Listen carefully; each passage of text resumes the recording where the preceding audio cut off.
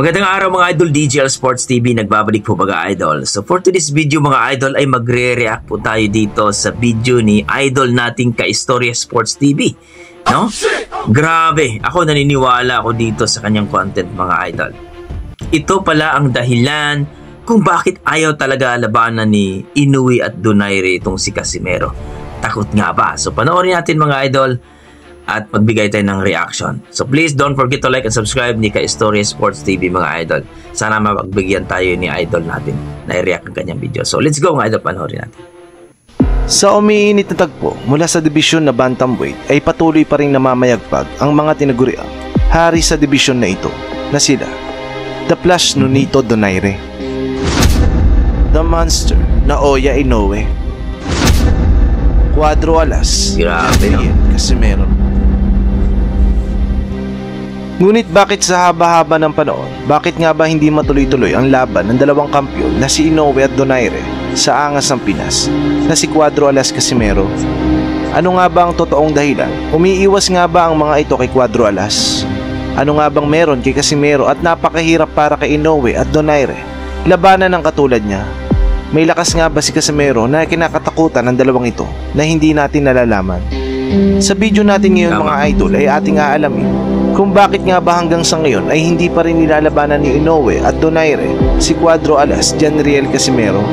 Gaano nga ba talaga kadelikado ang isang Cuadro Alas at kung sakaling labanan nila si Casimero, kakayanin kaya nila? Let's go! Grabe, no? April 25, 2020, nang muntikan na nga magtagpo sa ibabaw ng lona ang halimaw ng Japan na sina Oya Inoue at Cuadro Alas ng Pilipinas na si Janriel Casimero. Ngunit sa kasamaang palad na hindi nga natuloy ang laban nila dahil sa paglaganap ng coronavirus sa buong mundo. Isa sanang napakagandang laban ang pwedeng mamagitan sa dalawang fighter na ito kung nagkataon. Matapos nga makansila ang laban na iyon, tila pahirapan na para kay Casimero ang mapansin muli at matuloy ang laban nila ni Inoue. Kaya naman mga idol, si Casimero na mismo ang gumawa ng paraan upang mapansin ito ni Inoue. Sari-saring panggagalit at pang-aasar at pang-insulto ang ginamit ni Cuadro Alas na marketing strategy upang mapansin at labanan ng halimaw ng Japan na si Inoue. Baby, you know I'm strong, man. Inoue! You're a Inoue! Come on, man! You're a monster? Motherfucker! No, you are no monster. You are a Chinese, Japanese torture. No monster, man. Ngunit matapos ang lahat ng sipag at pagsisikap ni Casimero, hindi pa rin kumasa ang mga promoter at team ni Inoue upang labanan si Casimero sa hindi malaman na dahilan. Iniiwas ba nila ang alaga nila kay Casimero kung kaya't mas pinili ng team ni Inoue na makipag-rematch na lang muna kay Donaire? August 14, 2021, nang maikasa naman ang laban sa pagitan ni Casimero kontra kay Donaire, Pinoy sa Pinoy. Sa tagpo na ito mga idol ay maraming nagtabang sa magiging laban sana ng dalawang ito. Maraming mga Pilipino ang nahati ang opinyon patungkol sa dalawang Pilipino fighter na ito. Ngunit matapos ang pang-aasar at mababastos na ginawa ni Casimero kay Donaire at sa asawa nito, tila bakit kinansila agad ni Donaire ang laban kontra kay Casimero. Ayon sa interview, tila nabastusan daw si Donaire kay Casimero. Isa daw itong walang respetong boksingero at binastos daw nito ang asawa niya, kaya dapat lang na hindi niya ito labanan. Pero kung babalikan nga natin ang mga dating nakalaban ni Donaire ay hindi lang si Casimero ang unang boksingerong bumastos dito at nang insulto. Kumbaga mga idol, hindi na ito bago kay Donaire. At kung maaalala nga natin, kapag nga walang respeto ang nakakalaban ni Donaire, ay talaga namang ginugulpin ito pagdating sa ibabaw ng lona. Tama. Gugulpihin dapat. Kung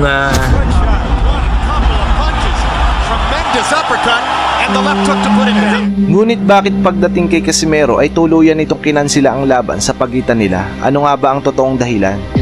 Kadalasan kasi kapag binastos ang asawa mo, mas lalo kang manggigigil na gulpihin ang taong bumastos sa asawa mo. Ngunit ang isang malaking tanong, bakit tuluyang kinansila ni Donaire ang laban kay Casimero? Gayong dapat ay mas lalo siyang manggigil dito dahil sa pambabastos sa asawa nito. Ano sa palagay niyo mga idol ang totoong dahilan sa pag-atras ni Donaire kay Casimero? Wala ko nagstorya sa imuhang pamilya. Wala ko nagstorya sa imuhang anak, sa imong asawa, sa imong tanan. Mustorya ka sa akong asawa? Mustorya ka sa akong mga anak? Sa akong mga pamilya? Naatay problema. Kung nakaka-istorya sa kuha, sulti sa akong naong. Sa mga di po nakakaalam, maaaring ang pinakadahilan sa pagkansila o pag-ilag ng dalawang ito kay Casimero ay ang natatanging lakas sa pisikal na pangangatawan ni Casimero na maaaring tumapos sa karir nila. Oo mga idol, maaaring napansin na ng kampo ni Inoue at kampo ni Donaire ang malatrosong mga panga ni Casimero at malabyutan na tigas ng katawan nito at mala Superman na lakas ng mga kamao nito. Ayon kasi sa mga pag-aaral at pananaliksik ng mga eksperto patungkol sa physical na lakas ng tatlong kampiyon sa bantamweight na si Donaire, Casimero at Inoue, si Casimero ang nangunguna sa basihan ng may pinakamalakas sa pangangatawan at physical na lakas sa tatlong kampiyon na ito. Bagamat sa bantamweight rankings ay pangatlo lamang si Casimero sa listahan, ito naman ang nanguna pagdating sa physical power ayon sa mga eksperto. Patunay nga dyan ang sinabi mismo ni Clarence Adams na isang former super bantamweight champion na isa sa mga naging boxing trainer si Cuadro Alas.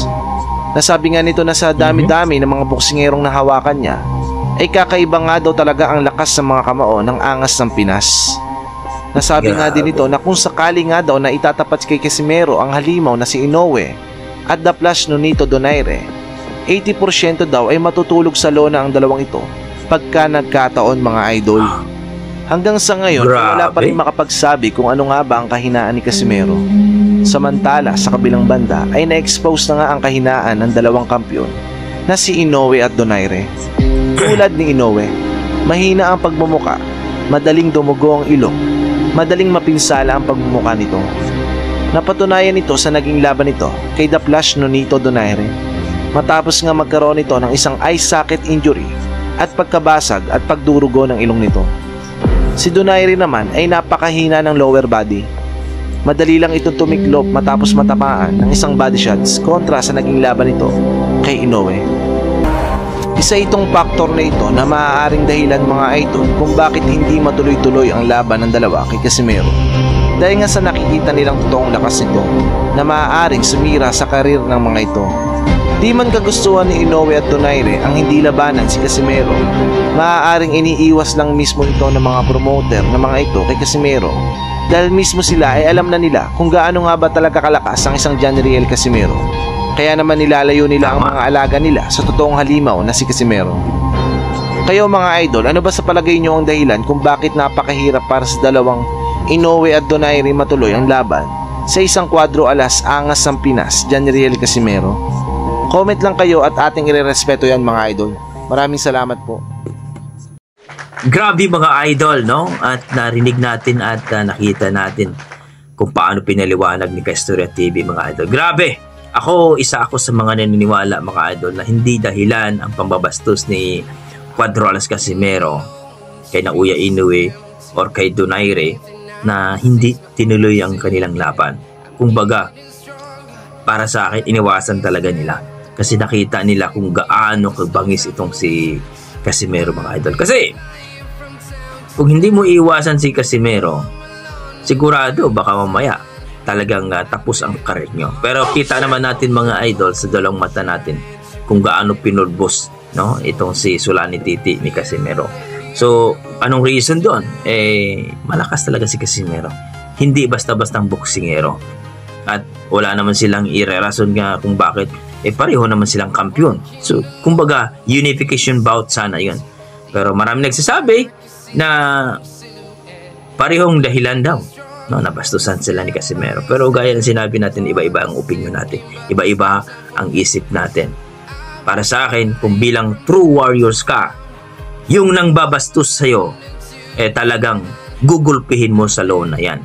Pero iba ang kanilang ginawa. Kundi, ayun, umiwas pareho. Pero kayo mga idol, umiwas ba talaga ang dalawang boksingerong ito na tinatawag nilang halimaw din? Dahil hindi nila labanan si Casimero? Well, ano ang inyong opinion dyan? Well, please comment down below mga idol at sana wag nyo sanang kalimutan mag-like at subscribe dito kay Kaistorya Sports TV mga idol. Maraming salamat mga idol at God bless po.